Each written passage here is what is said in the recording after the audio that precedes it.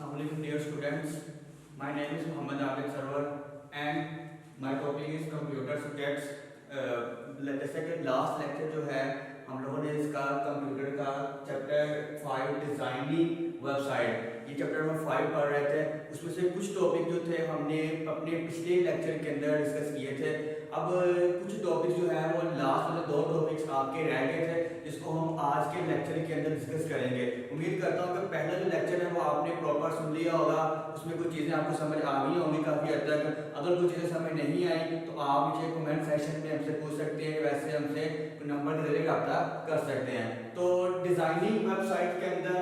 आज का जो टॉपिक है वो है टेक्स्ट फॉर्मेटिंग। अब टेक्स्ट फॉर्मेटिंग के अंदर हम लोगों ने जो चीज़ें सीखनी है आज के टॉपिक के अंदर वो पहली है क्रिएट अ पैराग्राफ, कि हम लोगों ने अपने HTML जो है हमने डिजाइन किया था HTML के अंदर अपने पैराग्राफ को किस तरह क्रिएट करना है। सेकंड है इंसर्ट लाइन ब्रेक, कि मैंने अगर एक लाइन लिखी है अपने HTML की वेबसाइट के अंदर, मैं उस लाइन को ब्रेक करना चाह रहा हूँ तो मैं अपने पैराग्राफ के अंदर उस लाइन को किस तरह ब्रेक करूंगा, इसके बारे में सीखेंगे। उसके बाद जो है आपका इंसर्ट स्पेस, कि अगर मैं जो है अपने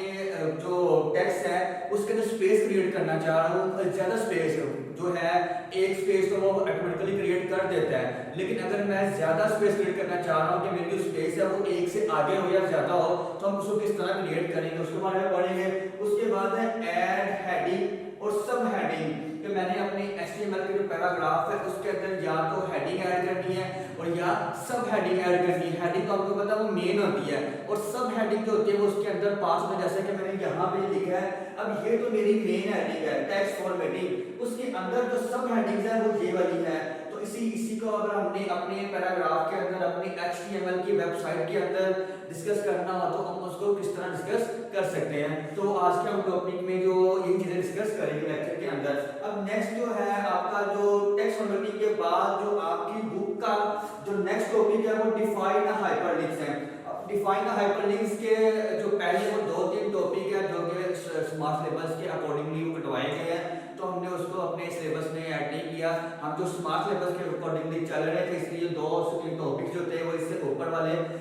जो कटवाए गए हैं उस स्मार्ट सिलेबस में इंक्लूड नहीं है। तो इसलिए लास्ट जो है टॉपिक आपका आपकी स्मार्ट सिलेबस के लिहाज से वो डिफाइन हाइपरलिंक है, कि अगर मैंने अपने HTML के प्रोग्राम के अंदर हाइपरलिंक को ऐड करना है तो वो इस तरह के फॉर्मेट में उसको ऐड करूंगा। हाइपरलिंक के अंदर ही आपका जो है आंसर का टॉपिक होता है वो भी हम इसमें डिस्कस करेंगे। अब प्रॉपर अपने लेक्चर का आगाज करने से पहले कुछ चीजें जो है मैं आपको रिव्यू करवा दूं कि जो हम लोगों ने लास्ट अपने टॉपिक में जो लेक्चर में की थी कि डिजाइनिंग वेबसाइट में हमने HTML के बारे में डिस्कस किया था कि HTML क्या होती है, हमारी वेबसाइट होती है जो वेबसाइट से कहते हैं जो हम डेस्कटॉप के ऊपर प्ले करते हैं अपनी ऐप, वो आपकी कहलाती है HTML। अब HTML में आपने पैराग्राफ को क्रिएट करना, उसके अलावा प्रोग्राम को लिखने का मेथड कि हम प्रोग्राम को किस तरह लिखते हैं वो हमने अपने लास्ट जो है लेक्चर में डिस्कस किया था। उसके अलावा कि हम लोगों ने टैग के बारे में डिस्कस किया। टैग क्या होता है कि इसमें आपका प्रोग्राम स्टार्ट होता है तो जो लाइन नंबर स्टार्ट होती है लाइन नंबर एंड होती है वो 2 टैग्स के दरमियान होती है।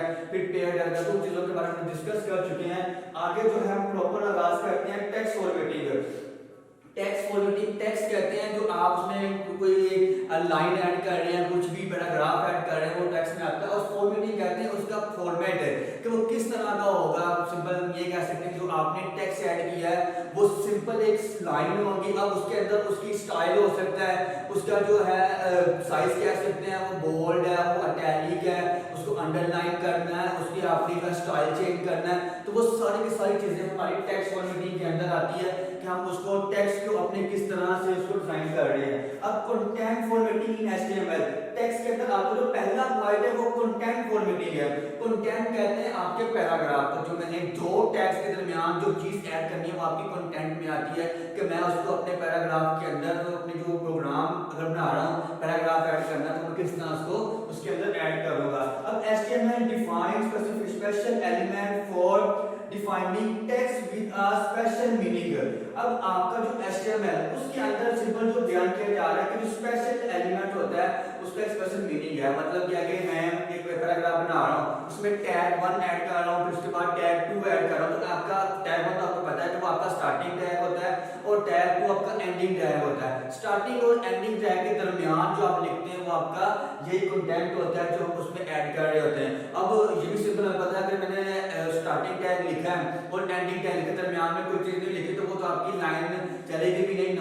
ना ही प्रॉपर या बेहतर लाइन होगी। तो उसको प्रॉपर या बेहतर करने के लिए हमने उसके कुछ रूल्स होते हैं जो हमने इसमें डिस्कस करने के, वो मैं किस रूल्स के तहत काम करूंगा तो मेरी एक बेहतर और एक जो है फ्रेंडली यूजर फ्रेंडली जो है वो ऐप क्रिएट होगी, उसको हम यहाँ पे डिस्कस करेंगे। अब यहाँ पे आपका जो कंटेंट के अंदर पहला है वो आपका क्रिएट अ पैराग्राफ है कि मैंने अगर अपनी HTML की जो है लैंग्वेज के अंदर मैंने पैराग्राफ क्रिएट करना है तो उसके लिए मैं जो है अपना ये सिंपल P का टैग इस्तेमाल करूंगा। ये आपका स्टार्टिंग का टैग है, हम लोगों ने टैग डिस्कस किए थे। ये जो है हमारा इसको स्टार्टिंग टैग कहते हैं और ये जो है ये आपका एंडिंग टैग है कि आपका टैग यहाँ से शुरू होगा और उसके बाद यहाँ पे जाके खत्म हो जाएगा। अब स्टार्टिंग और एंडिंग टैग के दरमियान जो पैराग्राफ आएगा वो आपका एक्चुअल कंटेंट है। हम यहाँ पे कंटेंट की बात कर रहे हैं तो वो कंटेंट यही वाला है जो स्टार्टिंग टैग और एंडिंग टैग के दरमियान में आएगा। अब सिंपल बात है कि हमने ये भी डिस्कस किया था कि दो तरह के टैग्स हैं कि जिसको अगर हमने टैग को शुरू किया है तो उस टैग को एंड भी करना होता है। अगर मैंने यहाँ पे स्टार्टिंग टैग लगा दिया है लेकिन मैं एंडिंग टैग इस्तेमाल नहीं कर रहा तो मेरा क्या प्रोग्राम गलत हो जाएगा, प्रोग्राम एरर देगा, या तो वो चलेगा ही नहीं या तो वो सिंपल सेव तो हो जाएगा लेकिन वो मेरी जो है रिक्वायरमेंट के मुताबिक आउटपुट नहीं जनरेट करेगा। तो मुझे उसकी रिक्वायरमेंट जो है मेरी रिक्वायरमेंट या जो यूजर बनवाने आया उसकी रिक्वायरमेंट जो है उसके मुताबिक मैंने जो है रूल्स अगर फॉलो करूंगा तो उसकी रिक्वायरमेंट के मुताबिक मेरा प्रोग्राम बनेगा। अब यहाँ पे एक और चीज है कि मैंने फर्स्ट है यहाँ पे दोनों सेम कर दिए, सब नजर आ रहा है कि ये स्लैश का इस्तेमाल किया गया है। जब आपका एंटी टैग होता है उसमें हम स्लैश का इस्तेमाल करते हैं। अगर मैं स्लैश का इस्तेमाल नहीं करूंगा तो फिर भी मेरा जो प्रोग्राम है तो फर्स्ट जैसे मैंने ये इसको अगर मैं यहाँ से रिमूव कर दूं तो ये भी आपका स्टार्टिंग एंडिंग तो बन गया लेकिन अब ये प्रॉपर टैग नहीं बना तो मुझे इसके अंदर ये स्लैश इस्तेमाल करनी पड़ेगी जो कि आपके एंडिंग टैग के अंदर आती है। अब यहाँ पे मैंने सिंपल अपना पैराग्राफ ऐड करना है। अब यहाँ ये आपको बता दिया स्टार्टिंग है एंडिंग है। उसके बाद जो सेकंड आपका पॉइंट है वो इंसर्ट लाइन जो है ब्रेक्स कि अगर मैंने अपनी किसी भी जगह पे पैराग्राफ ऐड किया है या एक लाइन ही खाली ऐड किया है मैंने इसको ब्रेक करना, ब्रेक मतलब तोड़ना है कि आधी लाइन ऊपर आधी नीचे इस तरह मैंने इसको शो करवाना तो मैं सिंपल ये ब्रेक जो है इसका टैग यूज करूंगा, ब्रेक का टैग। अब ब्रेक का टैग देखिए आपका BR ये जो है BR और एंडिंग BR ये आपका स्टार्टिंग टैग है, ये एंडिंग टैग है। इसके दरमियान आपने लाइन लिखनी है कि जहां से आपने लाइन को ब्रेक करना है वहां आप इस टैग का इस्तेमाल करेंगे। इस टैग का इस्तेमाल करने के बाद जब आप अपने प्रोग्राम को रन करेंगे तो आप देखेंगे आपका जो प्रोग्राम जो आपने लाइन लिखी है और जहां पे आपने BR का टैग यानी ब्रेक का टैग इस्तेमाल किया है वहां से आपकी लाइन जो है ना आगे जो BR के बाद और जहां पे खत्म हो रहा है वो नीचे वाले पैराग्राफ वाली लाइन के ऊपर अंदर आ जाएगा, आपकी लाइन ब्रेक हो जाएगी। अब यहाँ पे हमने इस पैराग्राफ के अंदर इस्तेमाल किया हुआ ब्रेक का टैग तो जब भी चलेगी दिस इज अ पैराग्राफ। वैसे अगर मैं इसको टैग इस्तेमाल नहीं करूंगा तो ये क्या बनेगा दिस इज अ पैराग्राफ, लेकिन मैंने इसके दरमियान BR यानी कि ब्रेक का टैग इस्तेमाल कर दिया। अब अगर ये प्रोग्राम आपका रन होगा तो ये क्या आउटपुट जनरेट करेगा इस तरह दिस इज ये तो ऊपर वाली लाइन में है जैसे ही ब्रेक का जो आगे टैग आया उसने क्या करना है इसको जो अ पैराग्राफ उसको नीचे ले लेना है, नीचे आ जाएगा अ पैराग्राफ। तो इस तरह जो आपका लाइन आपके प्रोग्राम की लाइन है वो ब्रेक हो चुकी हुई है। तो अगर मैंने किसी भी जगह पे लाइन को ब्रेक करना है तो वहां पे सिंपल क्या करूंगा ब्रेक BR का जो टैग है ब्रेक का जो टैग है BR मतलब ब्रेक ही होता है वो टैग मतलब वहां से वो लाइन को तोड़ देगा और उसको जो है वो नेक्स्ट लाइन के अंदर जाके सिंपल प्रिंट करवा देगा। तो ये आपका सिंपल ब्रेक का टैग है। उसके बाद है इंसर्ट स्पेस। अगर मैंने अपनी लाइन के अंदर स्पेस ऐड करनी, वैसे तो अगर आप स्पेस सिंपल ऐड करेंगे तो वो उसको ऐड कर देगा और रन कर देगा, लेकिन अगर आपने स्पेस को बढ़ाना है, मैं चाह रहा हूं कि मेरी जो आउटपुट है वो एक टैग और दो टैग के दरमियान बढ़ जाए तो मैं सिंपल क्या करूंगा ब्रेक का टैग इस्तेमाल कर लूंगा। ऐसा ये अब यहाँ पे अगर हम मिसाल ली जाए कि ये आपकी एक पॉइंट है एग्जांपल के तौर पर आई। अब देखिए मैंने यहाँ पे ज्यादा स्पेस इस्तेमाल की है स्टडी इन 9th क्लास ये मेरा स्टार्टिंग टैग था और इसको मैंने यहाँ पे आके अपनी एंडिंग टैग से अपनी लाइन को एंड कर दिया है। तो अब जब ये प्रोग्राम रन होगा, रन होने के बाद देखिए यहाँ पे मैंने स्पेस ज्यादा इस्तेमाल की है, लेकिन मैंने यहाँ पे इंसर्ट स्पेस का जो टैग है वो इस्तेमाल नहीं किया। जब ये प्रोग्राम रन होगा तो ये इसको लाइन को जितनी ज्यादा स्पेस को खत्म करके simple I study in class 9 कर देगा कि आपका जो टैग है उसके मुताबिक नहीं है, यहाँ पे जितनी पर स्पेस ज्यादा है वो इस जगह पे स्पेस को ज्यादा को कंसीडर नहीं कर रहा। तो मैं चाहता हूँ स्पेस इस तरह ज्यादा हो, तो मैंने वहां पे एक टैग है ये आपका सिंबल है एंड का NBSP, ये टैग इस्तेमाल करूंगा टू ऐड मल्टीपल स्पेसेस के जिस जगह पे आपने जितनी स्पेस ऐड करनी है उतनी दफा इस टैग को आपने उसके अंदर इंसर्ट कर देना है। कौन सा? एंड का NBSP ये टैग आप इस्तेमाल करेंगे तो आपके पैराग्राफ के अंदर जो है ना स्पेस या आपके लाइन के अंदर स्पेस बढ़ जाएगी। और कितनी स्पेस बढ़ानी है? अगर आपने 1 पॉइंट 2 पॉइंट जितनी स्पेसेस बढ़ानी है उतनी बार इसको ऐड कर लेंगे। जैसे मैं यहाँ पे एग्जांपल में लिखता हूँ ये आपकी आई स्टडी। अब मैंने इस जगह के अंदर अपनी स्पेसेस को बढ़ाना है तो ये देखिए 1 टाइम, ये 2 टाइम, 3 टाइम्स एंड 4 टाइम्स। का मतलब क्या है कि वैसे आपके प्रोग्राम में इतनी स्पेस होती है, लेकिन यहाँ पे क्या हो जाएगी स्पेस 4 टाइम बढ़ जाएगी। तकरीबन आपकी जो आउटपुट है वो उसके मुताबिक जनरेट हो जाएगा। तो ये पैराग्राफ अगर आपकी रन होगी तो यहाँ पे इसको हम सिंपल अपने लाइन को या टैग को बंद करते हैं, लाइन को जो आपने पैराग्राफ की लाइन ऐड की थी उसको एंडिंग टैग के साथ। जब ये प्रोग्राम आपका रन होगा तो सिंपल क्या आएगी आई तो स्टडी तो वैसे ही आ जाएगा, सिंपल जितनी उसकी एक स्पेस कंप्यूटर जनरेट करता है वो तो उतनी रहेगी। लेकिन उसके बाद देखिए जरा आई स्टडी, उसके बाद ये 1 2 3 एंड 4, तो तकरीबन यहाँ से 1 2 3 एंड समझ लें यहाँ पे 4 है इन क्लास 9th। तो इस तरह आपका ये जो है NBSP का टैग जो है ये क्या करता है, सिंपल स्पेस को बढ़ाने के लिए होता है कि अगर आपने अपनी लाइन के अंदर स्पेस को इंक्रीज करना है, उसको जो है ना जितनी हद तक चाहे आप यहाँ तक, मैं फर्स्ट करो मैं चाह रहा हूँ कि मेरी ये वाली अगर आई इधर है उसको स्टडी का है उसमें काफी स्पेस हो, यहाँ तक स्पेस हो, तो मैं तकरीबन उसको ये जो आपका टैग है, ये जो सिंबल है वो टैग है, इसको मैं उतनी बार यूज कर लूंगा। अब 10 बार करूँ तो वो तकरीबन 10 पॉइंट तक मेरे नंबर्स के दरमियान इंक्रीज कर देगा। अगर एक यूज भी करें तो स्पेस इतनी ही होती है, लेकिन अगर ज्यादा करेंगे तो वो जितनी बार मैंने लिखा होगा तो आपकी स्पेस इंक्रीज हो जाएगी। आपका जो पैराग्राफ ये है या वो लाइन है वो उतनी स्पेस को जनरेट कर देगी HTML के अंदर। तो ये सिंपल आपकी इस तरह आउटपुट आई स्टडी ये स्पेस, क्योंकि यहाँ पे हमने वो टैग इस्तेमाल किया हुआ है 1 2 3 एंड 4 टाइम किया, तो ये समझ लीजिए 4 पॉइंट तक उसने जो है ना इंक्रीज कर दिया स्पेस को, और इन क्लास 9 आगे वही आपकी आउटपुट उसने शो कर दी है। अब उसके बाद आपका नेक्स्ट जो है वो हेडिंग और सब हेडिंग है कि अगर आपने एक मेन हेडिंग और उस मेन हेडिंग के अंदर भी हेडिंग को आपकी सब हेडिंग है, जिसमें यहाँ पे साथ दी थी कि आपकी मेन हेडिंग है और ये आपकी सब हेडिंग है कि हेडिंग्स के अंदर मजीद आप जो पॉइंट बना देते हैं वो आपके सब हेडिंग के अंदर आते हैं। तो मैंने अगर अपने HTML के प्रोग्राम के अंदर सब हेडिंग यूज करनी है या हेडिंग यूज करनी है तो मैं कौन सा टैग इस्तेमाल करता हूँ, ये सिंपल हेडिंग का टैग है। इसमें क्या होता है कि आपका H1 स्टार्टिंग है और उसके बाद ये जो है ना H1 और H6, इसका मतलब है कि ये आपकी टाइप है। बाद में आप देखते हैं कि हेडिंग जो है वो कंटेंट बड़ा लिखा होता है, बाद हेडिंग छोटी है फिर उससे छोटी फिर उससे छोटी फिर उससे छोटी, तो तकरीबन H1 से लेकर H6 तक जो है आपकी हेडिंग हो जा सकती है। उसके लिहाज से आपका जो साइज है आपकी हेडिंग का वो H1 है तो केवल बड़ा है, H2 है तो उससे छोटा, H3 उससे छोटा, H4 5 एंड लास्ट जो है वो आपका H6 है। अगर आपने H7 लिखेगा तो HTML के अंदर जो है ऐड नहीं है, वो आपको सिंपल एरर देगा। तो सिंपल H1 से लेकर H6 तक जो है ना वो हेडिंग आएगा। यहाँ पे हेडिंग की जगह पे आपने वो वाली हेडिंग देनी है जो कि आप अपने पैराग्राफ को देना चाह रहे हैं और उसका साइज भी इसीलिए हासिल हो जाएगा। ये मैंने एक प्रोग्राम लिखा हुआ है, अब इसकी आउटपुट अगर आप कैलकुलेट करें सिस्टम के अंदर HTML जब ये प्रोग्राम चलाएगा, सिस्टम में चलेगा प्रोग्राम, तो ये आपकी किस तरह आउटपुट जनरेट करेगा। मैं यहाँ पे आपको सिंपल प्रोग्राम बना के दिखाता हूँ। ये समझ लें कि आपकी स्क्रीन है, आउटपुट स्क्रीन है जिसके अंदर आपने ये वाला टैग इस्तेमाल किया, ये आपकी आउटपुट के लिए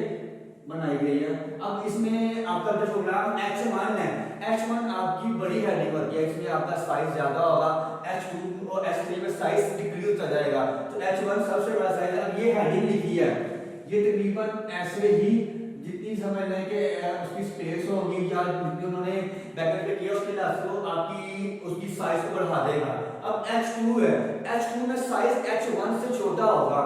H2 में साइज उससे छोटा हो जाएगा, ये आपका समझ लें ये साइज तकरीबन उससे छोटा हो गया है। अब H3 जो है वो H2 से छोटा हो जाएगा,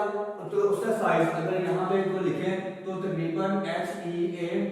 ये DIN ये भी उससे छोटा हो गया है H3 के अंदर। इसी तरह अगर हम H4 में जाएंगे, H4 की हेडिंग जो है वो H3 से छोटी हो जाएगी, इसी पर आपका इस तरह शो कर देगा। अब H4 है, अब H5 की बारी आएगी तो वो H4 से छोटा हो जाएगा, ये तकरीबन इससे भी छोटा हो जाएगा, ये आपका इसके स्पेस लिख दिया है उससे छोटा है। अब लास्ट पे आपका H6 है, H6 जो होता है वो सबसे छोटी हेडिंग होती है जो प्रोग्राम या पैराग्राफ के अंदर ऐड होती है, तकरीबन इधर से हम रन करेंगे तो ये बहुत ही छोटी सी समझे, जितना हम एक लाइन लिखते हैं ना उस तरह सबसे छोटी हेडिंग हो जाएगी। अब यहाँ पे आप भी तकरीबन देख रहे हैं इसके साइज के अंदर फर्क है, H1 जो है उसकी हेडिंग सबसे बड़ी है, H2 जो है उसकी हेडिंग H1 से छोटी है। अब H3 जो है वो H2 से की हेडिंग से छोटी है, H4 जो है वो H3 से छोटी है, H5 H4 से छोटी है और सबसे छोटी वो H6 है, उसका जो साइज है वो सबसे छोटा हो जाएगा। तो इस तरह ये हमारा फॉर्मेट है किसी भी हेडिंग को करने के लिए कि उसका साइज कितना बड़ा कितना छोटा, वो तो मेरी रिक्वायरमेंट है। मैंने एक पैराग्राफ लिखा है, मैंने हेडिंग ऐड करनी है तो मैं अपना नीचे जो कंटेंट लिखा होता है मैं उसके मुताबिक लिखूंगा, क्योंकि आपको पता है कि जो हेडिंग होती है वो थोड़ी बोल्ड भी होती है और नीचे लिखी गई कंटेंट से बड़ी भी होती है। तो मैं अगर तकरीबन H1 जो है ये हेडिंग यूज कर रहा हूँ तो उसके कंटेंट है वो भी उसी लिहाज से जो नीचे लिखा गया पैराग्राफ उसी लिहाज से उसका साइज होना चाहिए। लेकिन अगर मैंने जो है अपनी जो लिखा गया पैराग्राफ है उसकी जो है वर्डिंग कह रहे या उसका जो कंटेंट कह रहे वो छोटा लिखा हुआ, साइज का बिल्कुल छोटा है, तो मैं ये लास्ट वाला फॉर्मेट H6 का फॉर्मेट है इसको यूज करूंगा। जैसे मैंने पहले भी बयान किया कि S7 जो है उसकी कोई भी H टैग मौजूद नहीं है, वहां पे आपका अगर ऐड करेंगे यहाँ मैं S7 का टैग ऐड करता हूं तो वो आपका एरर देगा, S7 का टैग कोई भी नहीं है, लास्ट टैग S6 का है जहां से आपकी हेडिंग यहां तक आ जाएगी। ठीक है, तो यहां तक हम लोगों ने इसके अंदर जो इंसर्शन है ये 4 पॉइंट्स आपने डिस्कस कर लिए हैं पैराग्राफ के। अब आपका जो इसका नेक्स्ट टॉपिक है वो हाइपरलिंक्स का है। हाइपरलिंक क्या होता है, ये जब आप एक अपने एक पैराग्राफ के अंदर अपने प्रोग्राम के अंदर जब आप किसी भी उसको लिंक को ऐड करते हैं तो उस लिंक का जो होता है कि आइकन हो गया, ग्राफिक हो गया, टेक्स्ट होते हैं कि सच एन आइकन ग्राफिक्स और text in a web page. आपके वेब पेज के अंदर कोई भी आपने आइकन यूज करना है, कोई टेक्स्ट यूज करना है, उसके अलावा कोई टेक्स्ट ऐड करना है तो आप सिंपल हाइपरलिंक का जो है वो टैग यूज करेंगे। हाइपरलिंक के जरिए से आप अपने पेज को किसी भी दूसरे पेज के साथ लिंक करवा सकते हैं। अब हाइपरलिंक में अगर मैंने किसी भी हाइपरलिंक को क्रिएट करना है तो उसके लिए जो टैग होता है वो एक का होता है कि आपने ये आपका स्टार्टिंग टैग है, ये आपका एंडिंग टैग है, इसके दरमियान में आपने वो लिंक जो है वो लिखना है जो कि आपका हेडिंग के अंदर यूज हो रहा होगा। तो ये आपका सिंपल टैग है जो कि आपने हाइपरलिंक को स्क्रीन के ऊपर डिस्प्ले करवाने के लिए यूज किया जा रहा है। अब यहाँ मैंने गूगल की एग्जांपल दी है कि मैं फर्स्ट को मैंने एक प्रोग्राम लिखा है, मेरा जो पेज है, मेरा जो वेब पेज है HTML का, उसके लिए मैंने गूगल को ऐड कर दिया है कि मेरे पेज के दरमियान जब आपको गूगल की जरूरत पड़ी है, किसी जगह पे जाके आपने कुछ सर्च करना है तो साइट के ऊपर गूगल का लोगो बना आ रहा होगा या उसके नीचे लिखा होगा क्लिक टू ओपन गूगल, कि मेरी वेबसाइट के ऊपर रहते हुए या मेरे HTML के पेज के ऊपर रहते हुए आपने गूगल के पेज पे मूव करना है। तो मैं यहाँ पे A और HREF ये भी आपका एक टैग है जो कि किसी भी लिंक को ऐड करने का, जब भी आपने अपनी वेबसाइट के अंदर कोई भी लिंक ऐड करना है तो उसके लिए HREF का टैग इस्तेमाल करते हैं जो कि आपके उस जो आपने लाइन लिखी है उसके साथ अटैच करते हैं। जैसे यहाँ पे गूगल का लिखा हुआ है कि http://www.google.com, तो इसका मतलब क्या है कि ये जो HREF का टैग है ये मेरे वेब पेज से मुझे गूगल के पेज के ऊपर ले जाएगा। अब उसके अंदर क्या है कि मैंने यहाँ तो आइकन यूज किया है गूगल का या मैंने ग्राफिक्स वो भी तकरीबन आइकन उसके आइकन में ही आ जाता है और उसके बाद उसका जो वेब पेज है वो भी यूज किया होगा। अब यहाँ पे सिंपल बात है आइकन्स की कि कुछ जो है स्टूडेंट्स उनको आइकन का शायद आइडिया ना हो, आइकन किसे कहते हैं। आइकन बेसिकली क्या होता है कि आपकी स्क्रीन के ऊपर टेक्स्ट बहुत छोटी पिक्चर लगी होती है उसे हम आइकन कहते हैं। हम मोबाइल की मिसाल लेते हैं, मोबाइल फोन के अंदर जहां पे कॉल करते हैं उसके नीचे लिखा होता है कंटेंट और उसके ऊपर मोबाइल जो है ना फोन की की फोटो बनी होती है, जहाँ पे जो कैमरा होता है, मैंने कैमरा जो मोबाइल जो है कैमरा, तो उसके नीचे लिखा होता है कैमरा, उसके ऊपर कैमरे की फोटो लगी होती है, या टेक्स्ट बॉक्स है आपका, मैसेज बॉक्स है, नीचे लिखा होता है मैसेज, ऊपर जो है ना मैसेज का जो है आइकन बना होता है, तो वो सिंपल आपके ग्राफिक्स में भी आते हैं और वो आइकन्स में भी आते हैं। अब आइकन्स का यूज सिंपल होता है कि आपके भी प्रोग्राम को यूजर फ्रेंडली बनाना, जैसे मोबाइल नया नया आया था तो उसके अंदर वो बंदा मोबाइल को यूज कर सकता था जो पढ़ा लिखा था, एक अनपढ़ बंदा कभी मोबाइल को यूज नहीं कर सकता, वो इसलिए कि उसकी लैंग्वेज भी एक इंग्लिश में है, दूसरा उसके अंदर वो सारा का सारा इंग्लिश में कंटेंट लिखे हुए इंग्लिश बननी होती है, आप उसमें पढ़े और क्लिक कर दें, लेकिन जो अनपढ़ बंदा था वो इसको यूज नहीं कर सकता। तो जब आपने एक प्रोडक्ट को लॉन्च करना होता है, आपने उसको ओवरऑल टारगेट करना होता है, ताकि वो एक जो है आपका समझ लेके पढ़ा लिखा शख्स और एक अनपढ़ जो है इसको इतना नहीं पता टेक्नोलॉजी का, वो भी इसको यूज करे। तो सिर्फ मोबाइल फोन की टेक्नोलॉजी को उन लोगों को टच करवाने के लिए जो कि पढ़े लिखे नहीं है, आइकन का इस्तेमाल किया गया, ताकि आप जो पढ़ा लिखा नहीं है उसको पढ़ना नहीं आता, वो कैमरे का जो है ग्राफिक देखे या उसकी पिक्चर देख समझ जाता है कि ये जो है यहाँ कैमरा है, यहाँ से मैंने पिक्चर लेनी है, या जहाँ पे वो छोटा सा कॉल बनी होगी या मोबाइल फोन कुछ भी बना होगा तो उसको आइडिया हो जाएगा यहाँ से मैंने कॉल करनी है। उसके अलावा आपका फेसबुक यूज करते हैं, वहाँ पे एफ लिखा होता है ऊपर आइकन का, तो ये सिंपल आपका आइकन जो होता है उसी में यूज करते हैं। और ज्यादा भी अगर आप देखिए कोई भी प्रोग्राम होता है वो ज्यादा आइकन इस्तेमाल करते हैं, बहुत कम ऐसे जो डेवलपर होते हैं जो कि अपनी सिर्फ गूगल लिख देते हैं या कोई लाइन लिखते हैं, क्योंकि उनको पता है कि जो पढ़ना जो है ना वो हमारे लिए थोड़ा डिफिकल्ट होता है क्लाइंट को पढ़ना। जब आइकन देखते हैं गूगल का आइकन बना हुआ है, किसी भी लिंक का आइकन बना होगा, तो मैं सिंपल क्लिक करूंगा, फेसबुक मैंने अगर यूज करना है, यहाँ पर मैं यूज करूंगा www.facebook.com, लेकिन उसके जो है ऊपर शो करवाऊंगा वो HRF में वो मैं फेसबुक का आइकन शो करवा दूंगा, ताकि जो यूज करने वाला बंदा है ना वो उस आइकन के ऊपर क्लिक करके समझ जाएंगे ये जो है सिंपल आपका गूगल का पेज है, जैसे या व्हाट्सएप का पेज है, या आप व्हाट्सएप पे जो है आप जाना है, या आपने किसी भी फेसबुक के पेज पे जाना है तो उसको आइकन इस्तेमाल कर देंगे इस लिंक के थ्रू। अब ये भी बता देंगे कि HRF जो है ना ये लिंक के साथ करवाने के लिए यूज किया जाता है। अब हमने इसी के अंदर एंचर क्या करता है, allow go to the one part of the same page to the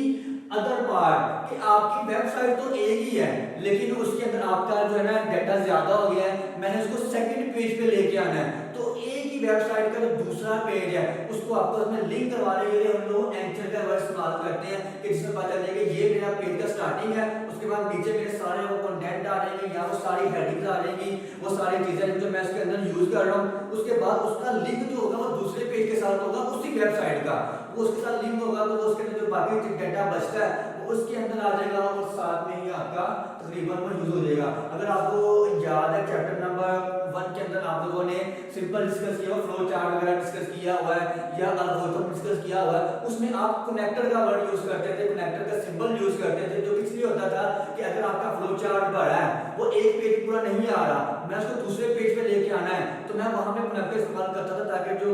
use करने वाला पर्सन है या डेवलपर है कोई भी है उसको पता चल जाए, वो कनेक्टर देखे कि अभी प्रोग्राम या ये जो आपका फ्लो चार्ट खत्म नहीं हुआ, ये दूसरे पेज से कनेक्ट हो रहा है, तो वहां पे वो क्या होगा, यहाँ पे सिंपल वो तो आपका एक सिंपल फ्लो चार्ट था, लेकिन ये आपकी वेब पेज है, यहाँ पे हम लोग एंकर का कॉन्सेप्ट यूज करते हैं कि उससे हमें ये आइडिया हो जाए कि ये वेबसाइट अभी खत्म नहीं हुई, सेकंड पेज जो है वो इसी के साथ लिंक कर रहा है, तो आपको पता है वो साइट के ऊपर जो है ना वो स्क्रॉल कर, इसको हम स्क्रॉल करके सेकंड पेज के ऊपर आते हैं, वो बता रहा होता है कि वो आपका सेकंड पेज ये वाला है। अगर हम इसी की मिसाल लें कि मैं इसमें कोई भी एट्रीब्यूट है, सिंपल आपको पता है एट्रीब्यूट का इस्तेमाल करते हुए हम लिंक डाटा को लिंक करवा रहे हैं या दोनों टैग करना एट्रीब्यूट यूज कर रहे हैं। अब यहाँ पे हम लोगों ने आंसर को यूज किया हुआ है, ये टैग है ए और ये आपका /a क्लोजिंग टैग, ये आपका ओपनिंग टैग है और ये क्लोजिंग टैग है, इसके अंदर हम लोगों ने नेम वाला एट्रीब्यूट यूज करना है जिसको हम एक पेज को दूसरे पेज के साथ लिंक करवा रहे हैं। अब यहाँ पे एक मेरे पास ये पैराग्राफ लिखा हुआ है, ये समझ लीजिए वेब पेज है,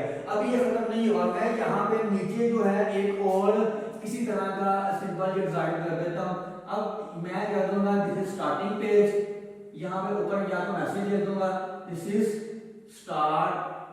ऑफ वेब पेज, इनमें ये सिंपल आपका ऊपर सबसे ऊपर आ रहा होगा और इसके साथ ये आपका सारा कंटेंट इसके में चलता आ रहा होगा, ये सिंपल चलता आ रहा होगा और यहाँ पे कह दूंगा this is end of website, यहाँ से हमें आइडिया हो जाएगा मेरी वेबसाइट यहाँ पे आके जो है खत्म होगी। अब इस पेज को इसके साथ लिंक करवाया हम लोगों ने आंसर के थ्रू के सेम पेज है, सेम आपकी जो है वेबसाइट का पेज है, ऊपर वाला फर्स्ट पेज है, सेकंड वाला जो नीचे वाला दूसरा पेज है, तो उन दोनों का लिंक करवाया गया। यहाँ तो आपको मैसेज ऊपर दे दिया this is the start of web page और नीचे यहाँ पे this is the end of web page, ताकि जो यूजर है इस्तेमाल करने वाला उसको पता हो कि मेरा जो पेज यहाँ से शुरू हो रहा है और उसके बाद नीचे इस पॉइंट पे आके खत्म हो रहा है। अब आपका एंकर है उसको हम ग्राफिकल भी यूज कर सकते हैं हाइपरलिंक के थ्रू, कि हम लोग अभी डिस्कस किया था आपने हाइपरलिंक को क्रिएट करना। अब इसके अंदर हम लोगों ने सिंपल जो है ना गूगल को कनेक्ट करवाया है,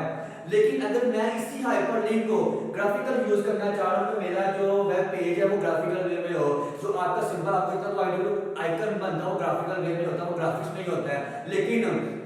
मैं इसी अगर इसके अंदर कोई भी ग्राफिक का यूज नहीं हो, इस सारा आपका पैराग्राफ यूज हो हुए हैं या कुछ और नहीं यूज कर, लेकिन मैं चाह रहा हूं मेरे इस पैराग्राफ के अंदर पिक्चर ऐड हो जाए, या जब ये ओपन हो तो यहाँ पे एक डायग्राम बनी हो, फर्स्ट करें मैंने किसी ऐसी वेबसाइट बनाई है कि इधर उसका नाम लिखा है, या उसके साथ प्रोडक्ट है, मिसाल ले लेते हैं कि मैंने एक ऑनलाइन शॉपिंग के लिए ऐप बनाई है, तो उसमें इस साइड के ऊपर सिंपल आपका शूज का लिखा हुआ है कि ये शूज है, कंपनी का नाम लिखा हुआ है बाटा है कोई भी, उसके साथ उसकी आइकन इमेज लगी हुई है, तो वो जो इमेज आपने ऐड करनी है वो आपने ग्राफिकल हाइपरलिंक के थ्रू ऐड करनी है, कि जब आप उस पर क्लिक करें तो साथ में उसकी इमेज भी शो हो जाए। तो उस इमेज को शो करने के लिए हम लोगों ने सिंपल इमेज स्क्रीन कि जो इमेज आपने उसमें लगानी है वो इमेज आपके कंप्यूटर में पड़ी हो, और जो आपने एचटीएमएल की फाइल बनानी है उस फाइल में उसको सेव करना है, उसको ऐड करना है, ताकि जब आप उसको गूगल के ऊपर लिंक करवाएं तो वो साथ उसको ओपन भी करवा दे। तो ये हमने सिंपल नीचे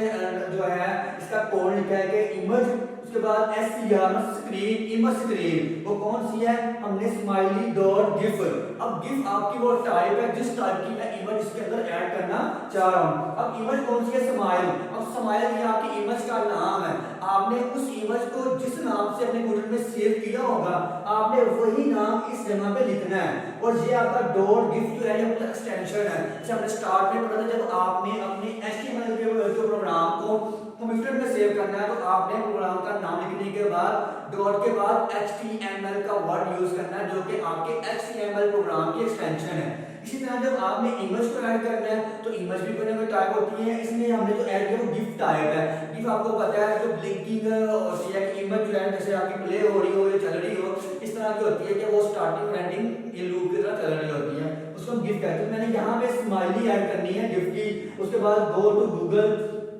विड्थ। अब ये विड्थ और उसकी विड्थ है 50-50। विड्थ और विड्थ का मतलब है कि जो मैं इमेज इस्तेमाल करना चाह रहा हूं उसका साइज कितना होगा। जाहिर बात है अब यहाँ पे मैंने इमेज ऐड की है, वो मैंने आपको मिसाल दी है पेज की, किसी ऊपर शूज की है या कपड़े की पिक्चर ऐड है, किसी ड्रेस की पिक्चर ऐड है, तो वहां उसका साइज भी होता है कि वो तकरीबन पेज पे इतनी शो हो रही है या पेज पे ज्यादा शो हो रही है, तो उसकी लेंथ होती है, उसकी विड्थ होती है, उसकी लोकेशन मतलब पेज पे किस साइड पे है, वो लेफ्ट साइड पे है, वो राइट साइड पे है, वो अप है, वो डाउन है, किस तरफ लगी हुई है, कि ऊपर टेक्स्ट लगा है, नीचे ऊपर टेक्स्ट लिखा हुआ है, नीचे इमेज लगी है, या टेक्स्ट आपका लेफ्ट में लिखा हुआ है, इमेज आपकी राइट साइड पे लगी हुई है, वो आपने सही में मेंशन करना होगा कि विड्थ उसकी 50 है और विड्थ उसकी 50 है। उसके बाद वो आपकी एक बॉर्डर के साथ है, बॉर्डर आपका पता है आपका ये बॉर्डर होता है जो हम बाउंड्री एरिया भी कहते हैं, वो बाउंड्री एरिया से लेफ्ट साइड से कितनी है, राइट साइड से कितनी है, अप से कितनी है और डाउन से कितनी है, तो वो सारी चीजें भी इसके अंदर शो हो जाएगी। तो यहाँ मैंने करीबन स्माइली यूज किया, फर्स्ट करें मैंने